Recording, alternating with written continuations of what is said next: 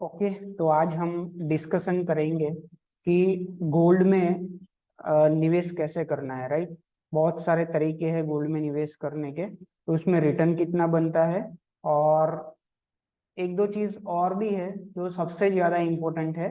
जैसे कि गोल्ड का जो रिटर्न है वो कौन सी चीजों के ऊपर डिपेंडेंट है, गोल्ड में आपको टैक्सेस कैसे लगते हैं, वो सारी चीजें हम यहाँ पे डिस्कस करेंगे। तो लेट्स स्टार्ट। देखिए, how to invest in gold. तो गोल्ड के अंदर निवेश करने के बहुत सारे ऑप्शंस अवेलेबल है। एक आप यहाँ पे देखिए, तो एक ट्रेडिशनल गोल्ड जो फिजिकल गोल्ड हम निवेश करते हैं ये है। दूसरा, हम गोल्ड जो है म्यूचुअल फंड के माध्यम से इन्वेस्ट कर सकते हैं। गोल्ड के जो म्यूचुअल फंड है वो एज ए स्टॉक्स मार्केट में ट्रेडेड भी है, उसके हिसाब से भी हम निवेश कर सकते हैं। डिजिटल गोल्ड भी अवेलेबल है, उसके हिसाब से भी हम निवेश कर सकते हैं। और डिजिटल गोल्ड का ही एक और तरीका जो है उसको हम बोलते हैं सॉवरिन गोल्ड बॉन्ड, SGB।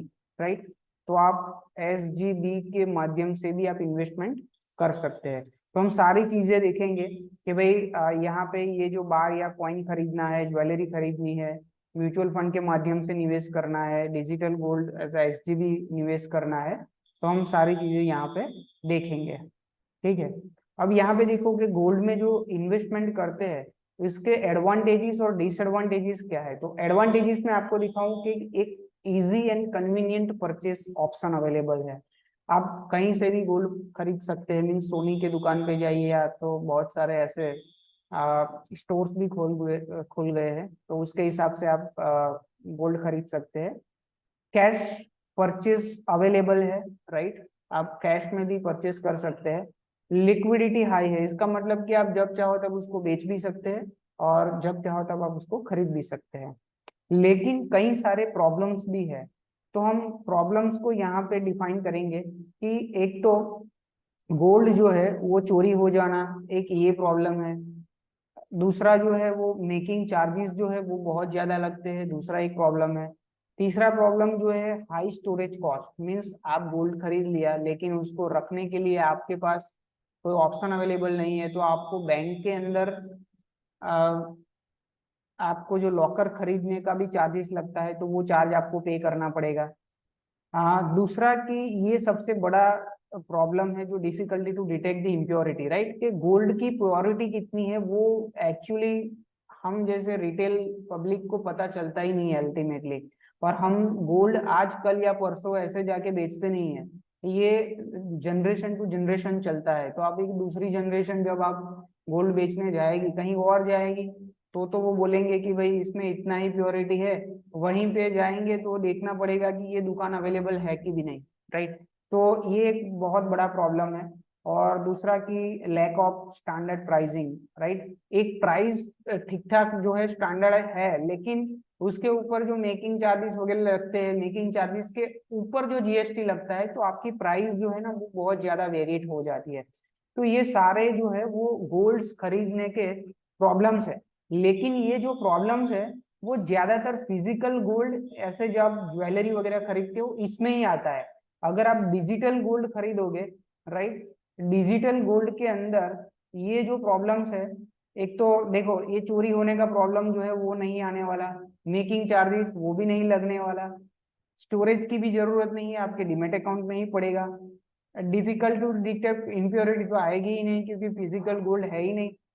और लैक ऑफ स्टैंडर्ड प्राइसिंग का भी कोई प्रॉब्लम है नहीं। मीन्स ये पांचे पांच जो प्रॉब्लम्स है ना वो डिजिटल गोल्ड के अंदर एक एडवांटेज बन जाते हैं। Right, physical to digital gold का जो कंपैरिजन में करूं, तो ये पांचों पांच जो डिसएडवांटेज है वो एडवांटेज के अंदर कन्वर्ट हो जाएंगे। राइट, तो मेरे हिसाब से अब मुझे ये तो समझ में आ गया कि अगर आप गोल्ड परचेस करते हो तो डिजिटल गोल्ड जो है वो एक बेटर ऑप्शन अवेलेबल है। डिजिटल गोल्ड का मतलब नहीं ये भी मान सकूं कि आप म्यूचुअल फंड के थ्रू या ETF के थ्रू निवेश करें, या तो फिर आप गवर्नमेंट्स के जो बॉन्ड जो है वो RBI इश्यू करती है, उसको सॉवरिन गोल्ड बॉन्ड बोलते हैं, वो भी आप परचेस कर सकते हैं।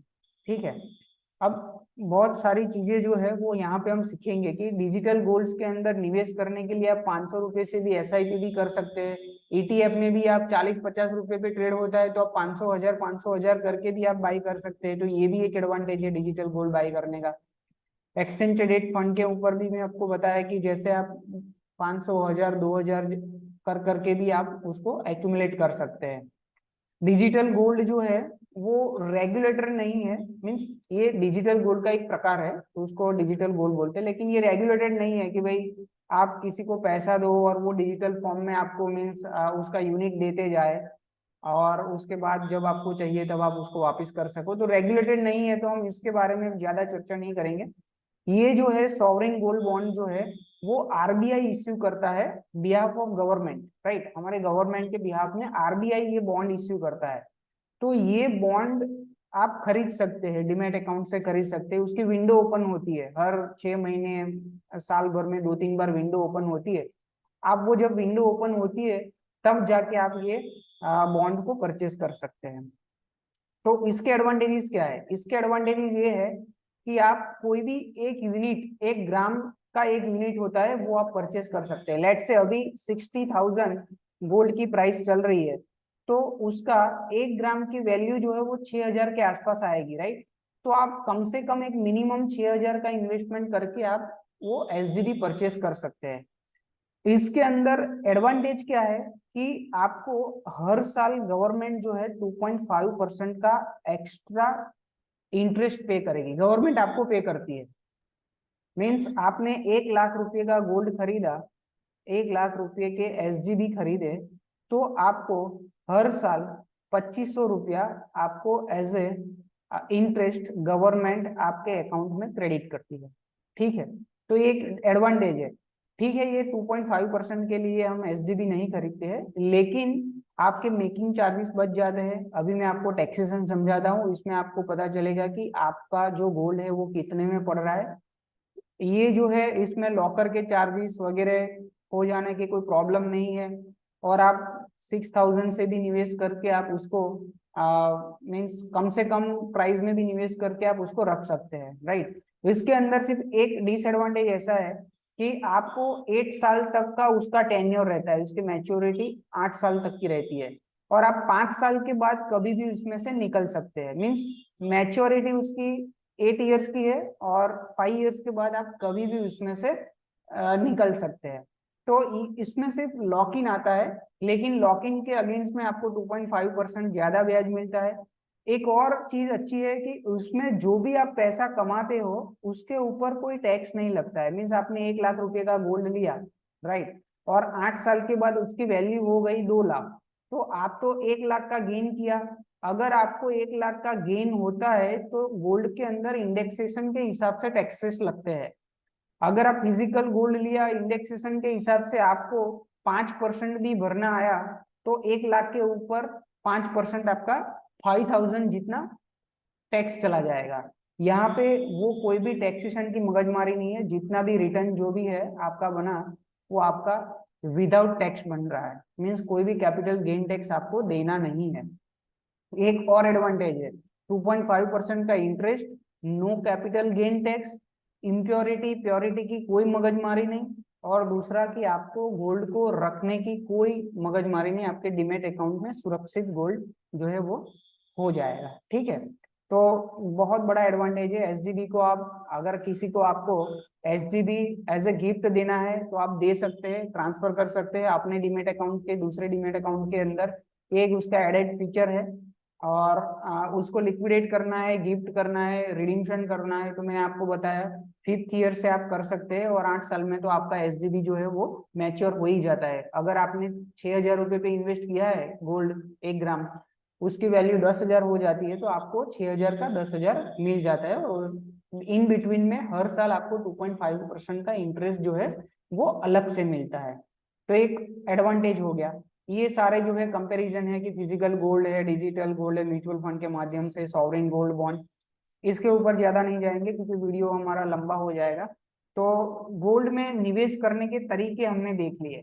अब सबसे ज्यादा इंपॉर्टेंट, ये सब तो आपको पता ही है तो इसके ऊपर मैं ज्यादा टाइम पास नहीं करूंगा, लेकिन जो आपको कई लोगों को नहीं पता है वो मैं आपको दिखाना चाहता हूँ कि अल्टीमेटली उसके ऊपर टैक्सेशन कैसा है, राइट। तो टैक्सेशन के ऊपर हम डिस्कशन करेंगे कि how gold is taxed in India. India के अंदर गोल्ड में टैक्सेशन कैसा है। मैं आपको बता दूं कि जब भी हम टैक्सेशन की बात करें तो आपको ये ध्यान में रखना है कि दो तरीके से टैक्स लगता है। एक एट सोर्स, सोर्स के ऊपर जो टैक्स लगता है, इसका मतलब कि जब आप खरीदते हो तब टैक्स क्या लगता है, और जब आप बेचते हो तो वो उसको हम एलटीसीजी या एसटीसीजी बोलते हैं। Means long term capital gain and short term capital gain, depend करता है कि आप कितने साल के बाद बेचते हो, राइट। तो हम पहले समझेंगे कि सोर्स के ऊपर कितना टैक्स लगता है अगर आप फिजिकल परचेस करो या डिजिटल परचेस करो। तो यहाँ पे देखिए कि गोल्ड के अंदर जो टैक्सेशन है वो पहले हम फिजिकल गोल्ड का टैक्सेशन समझते हैं। तो गोल्ड के अंदर पहले 12.5% की जो है वो इंपोर्ट ड्यूटी थी, क्योंकि आपको मैं ये बता दूं कि गोल्ड हमारे इंडिया के अंदर कहीं पे है नहीं, हम यहाँ पे कोई माइनिंग नहीं कर रहे, तो गोल्ड का हम इंपोर्ट करते हैं, राइट। पूरा गोल्ड हम इंपोर्ट करते हैं, तो वहां पे इंपोर्ट ड्यूटी लगेगी। तो ये जो है वो 10% कर दी गई है। तो 10% इंपोर्ट ड्यूटी, इसके ऊपर जीएसटी तो लगता ही है। तो 10+3 मीन्स टोटल मिला के आपको 13% जो है वो इंपोर्ट ड्यूटी प्लस जीएसटी लगेगा। उसके बाद इसके अंदर गवर्नमेंट ने एक और एडेड टैक्स रखा हुआ है जिसको बोलते हैं एग्रीकल्चरल इंफ्रास्ट्रक्चर डेवलपमेंट सेस। तो यहाँ पे 5% आपको एग्रीकल्चरल इंफ्रास्ट्रक्चर डेवलपमेंट सेस के नाम से 5% टैक्स लिए जाते हैं। फिजिकल गोल्ड की मैं ये बात कर रहा हूँ। इसका मतलब ये हुआ कि आपका टोटल टैक्स हो गया ये 13% प्लस ये 5%, मीन्स टोटल टैक्स हो गया 18%। तो 18% का टैक्स तो आपको जैसे आप गोल्ड लेते हो उसके साथ में ही लग जाता है। अब इसके साथ और भी टैक्सेस लगते हैं, वो मैं हम दिखाता हूं आपको।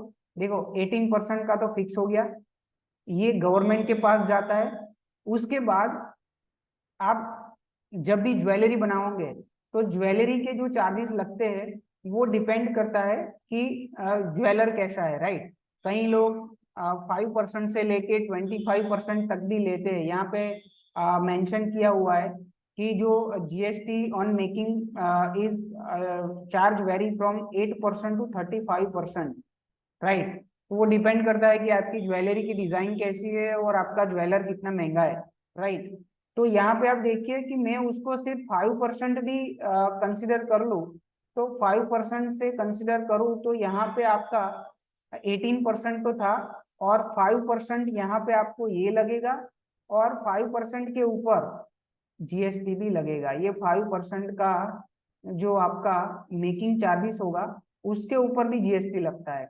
तो कम से कम 5-7% आपके यहाँ पे जाएंगे। तो आप समझो कि पहले तो आपको 10% इंपोर्ट ड्यूटी, उसके ऊपर 3% जीएसटी, इसके ऊपर 5% एग्रीकल्चरल सेस, इसके ऊपर मेकिंग चार्जेस वगैरह मिला के 7-8% आपको और टैक्स देना है। तो टोटल मिला के आप देखोगे तो 25-26% तो आपका टैक्स ही हो जाता है फिजिकल गोल्ड के अंदर, 25 to 26%। इसका मतलब ये हुआ कि आपने 1 लाख का गोल्ड परचेस किया है, 1 लाख का गोल्ड परचेस किया है, तो आपको 26% का तो सिर्फ टैक्स ही लगेगा। इसका मतलब ये है कि 26,000 तो आपके टैक्स में ही जाएंगे।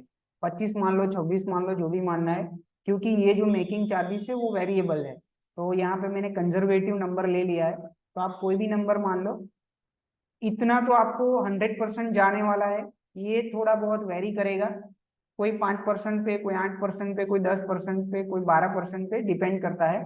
तो 25-26% तो आपका वैसे भी जाएगा। मीन्स आपने लेट से अभी जो गोल्ड की प्राइस चल रही है उसके ऊपर ही हम डिस्कस करते हैं कि मान लो कि 60,000 का आपका गोल्ड है और उसके ऊपर 25% का ऐसे चार्जेस में लगा दो, तो आपका जो गोल्ड की प्राइस जो है वो 60 मल्टीप्लाई बाई 25%, तो 15,000 का आपको एक्स्ट्रा चार्ज जाएगा। 15,000 मीन्स आपका जो गोल्ड है वो आपको 75,000 में पड़ रहा है। कितने में? 75,000 में। अब आप बोलोगे कि 60,000 का गोल्ड लिया है, गोल्ड की प्राइस तो बढ़ेगी 5 साल में, 4 साल में 75,000 हो जाएगी, लेकिन जब तक ये गोल्ड की प्राइस 75,000 नहीं होती है तब तक आप नेट नेट नेगेटिव में हो, नेट नेट नेगेटिव में हो, राइट?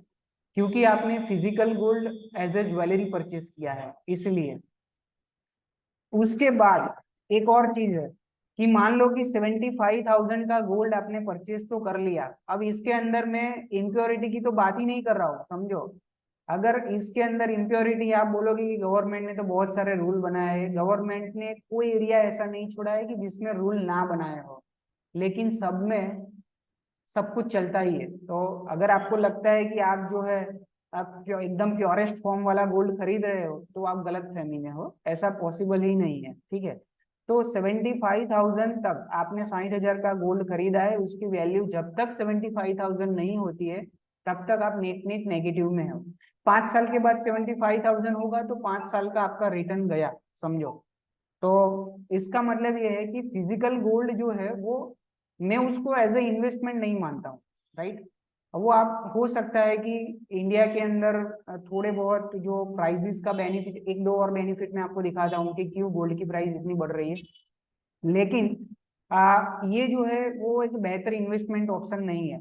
उसके बाद एक और चीज है कि जैसे आप ये 60,000 का गोल्ड है, मान लो 5 साल के बाद उसकी वैल्यू हो गई 1,20,000, लेट से 1,20,000 हो गई, तो आपको 60,000 का प्रॉफिट हुआ। 60K का जो प्रॉफिट है, जब आप गोल्ड से उसको मनी में ट्रांसफर करोगे तब उसके ऊपर और टैक्सेस लगेंगे, उसको STCG या LTCG, आप डिपेंड करता है कि कितने साल के बाद बेचते हो। अगर आप 3 साल के बाद बेचते हो, 3 इयर्स के बाद, तो उसको 20% LTCG लगेगा आपके ऊपर। हाँ, आप गोल्ड के ऊपर दूसरा गोल्ड ही खरीद लेते हो तो ये टैक्सेस नहीं लगते हैं, लेकिन आप उसको मनी में कन्वर्ट करोगे, अगर आप इन्वेस्टमेंट ही मान रहे हो तो अगर आप मनी में कन्वर्ट करोगे तो उसके ऊपर आपको जो भी रिटर्न बनाए, 60,000 का जो रिटर्न बनाए, उसका 20% जो है इंडेक्सेशन के हिसाब से आपको टैक्स देना है।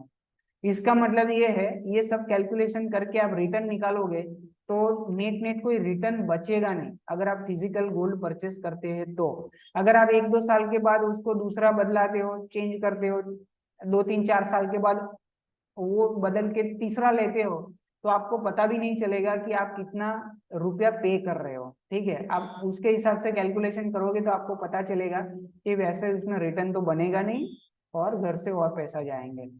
तो GST ऑन ज्वेलरी आपको मैंने समझा दिया कि कितना लगता है। अब digital gold, sovereign gold bond के अंदर मैं आपको बताऊं कि सॉवरेन गोल्ड बॉन्ड मैंने आपको पहले से बताया कि RBI जो है वो इश्यू करती है behalf of the government of India, right?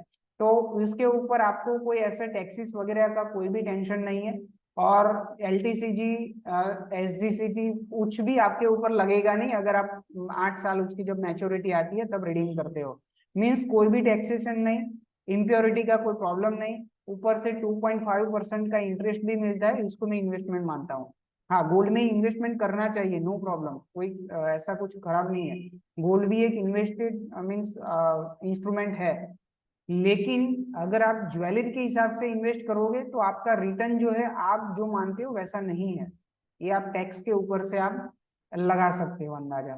तो वही आज मुझे आपको समझाना था अल्टीमेटली कि कितना टैक्स लगता है, और जब आप गोल्ड से आप मनी में ट्रांसफर करोगे तो उसके ऊपर भी टैक्स लगेगा, तो अल्टीमेटली आपका रिटर्न नहीं बनेगा। अब कई लोगों को अभी पिछले 8-10 साल में इसलिए गोल्ड में इतना मीन्स इंटरेस्ट आया है कि गोल्ड की प्राइस जो है ना वो एक सुपर लेवल पे बढ़ी है। अब ये गोल्ड की प्राइस जो बढ़ी है ना, तो उसमें भी बहुत सारे मीन्स ऐसे ये है कि भाई आपको देखना है कि रियली ये गोल्ड की प्राइस ही बढ़ी है या फिर कुछ और भी फैक्टर्स जो है वो इसके अंदर डिपेंडेंट करते हैं। तो मैं आपको वो दिखाता हूँ, चलो यहाँ पे आ जाते हैं हम, और गोल्ड का जो चार्ट है वो मैं निकालता हूँ। मैंने आपको पहले ही बताया था कि जो गोल्ड है वो हम US से परचेस करते हैं, राइट? तो मैं गोल्ड जो है वो US मार्केट के अंदर कॉमेक्स के अंदर देखता हूँ। यहाँ पे आप ध्यान दीजिए, गोल्ड को मैं कहाँ पे दिखूंगा? कॉमेक्स के अंदर दिखूंगा, क्योंकि हमको रियल प्राइस जो है वो यहाँ से मिलेगी। तो यहाँ पे देखिए आप कि ये जो है 2005 में, 2005 के अंदर ये जो गोल्ड की प्राइस थी करीबन इसके आसपास 400 रुपए के आसपास थी, ठीक है। अब ये $400 के आसपास, रुपी नहीं अब डॉलर, क्योंकि हम गोल्ड यूएस से खरीदते हैं तो हम पहले यूएस से जाएंगे। यहां से आप देखिए कि गोल्ड में बहुत बड़ी तेजी आई 2011 तक। 2011 तक जो तेजी आई 400 जो यूएसडी है उसका जो है वो हो गया 1900 प्लस, इतना हो गया, राइट। अब यहाँ पे देखिए कि ये तो 4-5 गुना हो गया है। उसके बाद यहाँ पे जो हाई बना था 1946 का, उसके बाद आप देखिए ये 2011 में बना था, राइट। 2011 से गोल्ड थोड़ा नीचे आया, थोड़ा ऊपर, थोड़ा नीचे, थोड़ा ऊपर, यहाँ पे गया। उसके बाद फिर से यहाँ पे कंसोलिडेशन हो रहा है। और आज की आप प्राइस देखोगे तो आज भी यही कहीं है, 1946 के आसपास ही है, राइट। उसका मतलब ये हुआ कि पिछले 12 साल में गोल्ड में कोई भी रिटर्न नहीं बना है। अब आप बोलोगे कि यार ऐसी कैसी बातें हो गई, गोल्ड तो हर 5 साल में डबल ही हो जाता है, हमने तो वैसा ही सुना है।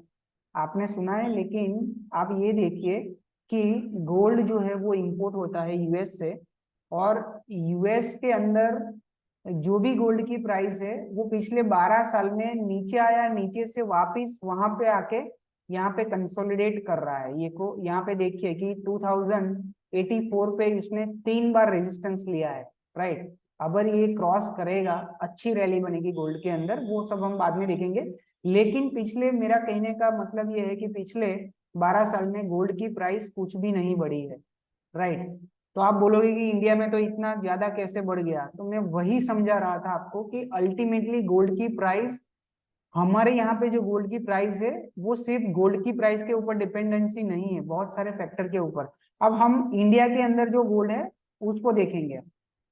तो यहाँ पे आप देखिए कि इंडिया के अंदर जो गोल्ड है वो यहाँ पे आप देखोगे तो गोल्ड की प्राइस अभी कितनी दिख रही है आपको, तो करीबन 58-59,000 के आसपास दिख रही है, ठीक है। लेकिन यहाँ पे आप देखिए कि ये अगर आप चार्ट देखोगे इंडिया के अंदर, तो इंडिया का जो चार्ट है यहाँ पे मेरे पास 2015 से ही अवेलेबल है। लेकिन उसके पहले भी अगर मैं आपको बताऊं तो यहाँ पे नीचे से, बहुत नीचे से ऐसे ऊपर गया था, और ऊपर जाने के बाद यह थोड़ा नीचे आया, जो 2011 के बाद थोड़ा नीचे आया था ना, उसकी बात कर रहा हूँ। और उसके बाद रैली करके, जबरदस्त रैली करके यहाँ पे ऊपर आया है। तो आप बोलोगे कि हमारे यहाँ पे तो मान लो 2011 के अंदर आश्रय 20,000 से लेके 25,000 के बीच में प्राइस था, राइट। 20,000 से लेके 25,000 के बीच में था। तो ये 60,000 के आसपास कहाँ से आ गया, क्योंकि यूएस के अंदर तो गोल्ड की प्राइस बढ़ी नहीं है, हमने देख लिया 2011 से। तो हमारा गोल्ड 20,000 25,000 से 60,000 कहाँ पे पहुंचा, तो वो इसलिए पहुंचा है कि आपको मैं एक और चीज दिखाता हूं कि गोल्ड की प्राइस ओनली गोल्ड के ऊपर डिपेंडेंट नहीं है, मैंने आपको पहले ही बताया। वो डिपेंड करता है कि आपका रुपी जो है वो कितना डेप्रिशिएट कर जाता है। तो यहाँ पे आप देखिए कि मैंने यहाँ पे यूएसडी और इंडियन रुपी के बीच में एक चार्ट लगाया है। यहाँ पे आप देखोगे तो यूएसडी की जो प्राइस है वो 2011 में यहाँ पे थी, कितना था, 40 रुपए के, 44 रुपए के आसपास था। देखो यहाँ पे 44 रुपए के आसपास था, कब, 2011 के अंदर। अब ये 44 रुपीस वाला ही आपको यहाँ पे दिखता है 83 रुपीस हो गया है। तो इसका मतलब कि डबल तो सिर्फ डॉलर ने कर दिया है, पैसा गोल्ड ने नहीं किया है। आप समझे कि 25,000 का गोल्ड आज 50,000 तो इसीलिए ट्रेड कर रहा है कि डॉलर में जो उछाल आया है उसकी वजह से, गोल्ड की प्राइस में कोई उछाल नहीं आया। गोल्ड की प्राइस तो मैंने आपको बताया था 1930 यूएस डॉलर थी, वो 1950 1960 के आसपास ही है। तो एक और फैक्टर जो है यूएसडी आईएनआर, राइट, जितना रुपया डेप्रिशिएट होता है उतना डॉलर मजबूत होता है कंपेरेटिवली। वो जो डॉलर मजबूत होता है ना, वो गोल्ड की प्राइस में रिफ्लेक्ट करता है, और इसकी वजह से यहाँ पे गोल्ड में प्राइस बढ़ी है, राइट। बाकी अगर आप रियल गोल्ड की रिटर्न देखें तो पिछले 12 साल में कुछ भी नहीं, हो सकता है अगर आगे जाके ज्यादा रिटर्न आए, लेकिन और हाँ, मान लो आपने ज्वेलरी परचेज की है, 12 साल में कोई रिटर्न नहीं है, तो ज्वेलरी के ऊपर तो आपने नुकसान ही किया है। और आप ये 60,000 के ऊपर ज्वेलरी परचेस कर रहे हो, मान लो कि यहाँ पे डॉलर की प्राइस बढ़ना बंद हो गया, हमारा रुपया मजबूत होने लगा, तो गोल्ड की प्राइस बढ़ेगी, तो भी ये जो है हमारे यहाँ पे गोल्ड की प्राइस इतनी नहीं बढ़ेगी। हाँ, लेकिन गोल्ड एक हेजिंग पर्पज से इन्वेस्टमेंट का एक ऑप्शन है। लेकिन अगर आप डिजिटल इन्वेस्टमेंट करो तो आपको डॉलर का भी बेनिफिट मिलता है, उसमें आपके जो टैक्सेस है वो भी नहीं जाते हैं, और उसके ऊपर आपको 2.5% का एक्स्ट्रा एवरी ईयर रिटर्न भी बनता है। ठीक है, तो डिजिटल गोल्ड जो है वो एक सबसे बेहतर इन्वेस्टमेंट ऑप्शन अवेलेबल है। अगर यहाँ पे आप बोलोगे कि चलो तो गोल्ड खरीदने में प्रॉब्लम क्या है, डॉलर की प्राइस बढ़ती है तो हमको तो फायदा ही होता है। लेकिन हाँ, आपको सिर्फ डॉलर अभी समझ में आया कि डॉलर बढ़ने से गोल्ड की प्राइस बढ़ती है, वो हमारे फायदे में है। तो इंडिया के अंदर ऐसे कई सारे इन्वेस्टमेंट के ऑप्शन अवेलेबल है जो आपके जो रुपये को डॉलर में कन्वर्ट कर देता है, और वो जो जितना बढ़ता है, जैसे कि मैं अगर डाउन में इन्वेस्टमेंट करूँ, राइट, और यूएस की सारी कंपनीज जो है इंडिया के अंदर अब यहाँ पे बैठे बैठे इन्वेस्टमेंट कर सकते हैं, तो वहां पे इन्वेस्टमेंट करें तो वो पैसा आपका तुरंत डॉलर में कन्वर्ट हो जाएगा। वो लेट से मैं एप्पल की बात कर रहा हूँ, मान लो कि एप्पल की प्राइस आज 170-180 डॉलर के आसपास चल रही है, तो $180 वाला $250 हो जाएगा, तो आपका रुपया जो है वो डॉलर में कन्वर्ट हो गया, तो उसके हिसाब से बढ़ेगा। अगर आज 83 रुपीज जो प्राइस है $1 की, अगर वो 100 हो जाएगी, तो यहाँ पे आपको वो 100 वाला भी रिटर्न मिल जाएगा, और ये जो एक 180 से 250 होगा उसका भी रिटर्न मिल जाएगा। तो बहुत सारे ऐसे ऑप्शंस अवेलेबल है। अगर आप डॉलर टर्म्स में निवेश करना चाहते हो, आपको करना भी चाहिए, क्योंकि ये गोल्ड जो है ना अभी एक एक एक डिजिटल करेंसी जैसा ही हो गया है। कई सारी कंट्रीज तो अब डॉलर खरीदने की बजाय गोल्ड खरीद रही है। ठीक है, तो गोल्ड एक बेहतर इन्वेस्टमेंट है। लेकिन गोल्ड के अंदर इन्वेस्टमेंट कैसे किया जाए, क्योंकि यहाँ पे मैंने आपको बताया कि 2011 से लेके यहाँ तक गोल्ड की प्राइस डबल हुई, मीन्स आपका 25,000 का गोल्ड 50,000 तो वही हो गया, और आप 10, 15, 20, 25% तो टैक्स भरते हो, 20% टैक्स, तो ऐसे आपका गोल्ड जो है वो 20,000 का 50,000 60,000 आपको दिखता है, राइट। तो ज्यादातर जो पिछले 12 साल में जो रिटर्न आया है, वो मेजोरिटी रिटर्न जो है वो यहाँ पे यूएस डॉलर बढ़ने की वजह से आया है, कि भाई आपका गोल्ड बढ़े, इससे ज्यादा आपका यूएस डॉलर बढ़ा है। फिर से आप एक बार देखना है तो आप देख सकते हैं कि ये जो मैं आपको चार्ट ओपन करता हूँ, यहाँ पे आप गोल्ड की प्राइस देखें कि 2011 के अंदर जो प्राइस थी $1930 के आसपास थी, और अभी भी आप देखोगे तो 1946 के आसपास है। तो 12 साल में ऐसे तो कोई गोल्ड बढ़ा नहीं है, लेकिन हमारे यहाँ पे इसलिए आपको दिख रहा है क्योंकि हमारे यहाँ पे डॉलर की प्राइस बढ़ी है, हमारा रुपया डेप्रिशिएट हुआ है, तो वो हमारे रिटर्न के अंदर कन्वर्ट हो चुका है।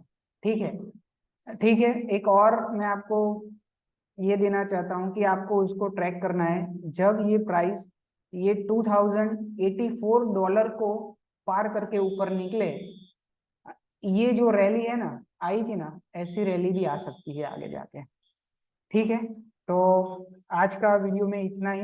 आपको अगर ये वीडियो अच्छा लगा है तो आप उसको लाइक करना, आप चैनल को भी सब्सक्राइब कर लेना, और ये वीडियो को आपके फ्रेंड्स फैमिली को भी शेयर करना, उनका भी नॉलेज बढ़े। ऐसे करके मैं आपको आपका नॉलेज जो है वो फाइनेंशियल मार्केट के अंदर बढ़ाता जाऊंगा। Thank you.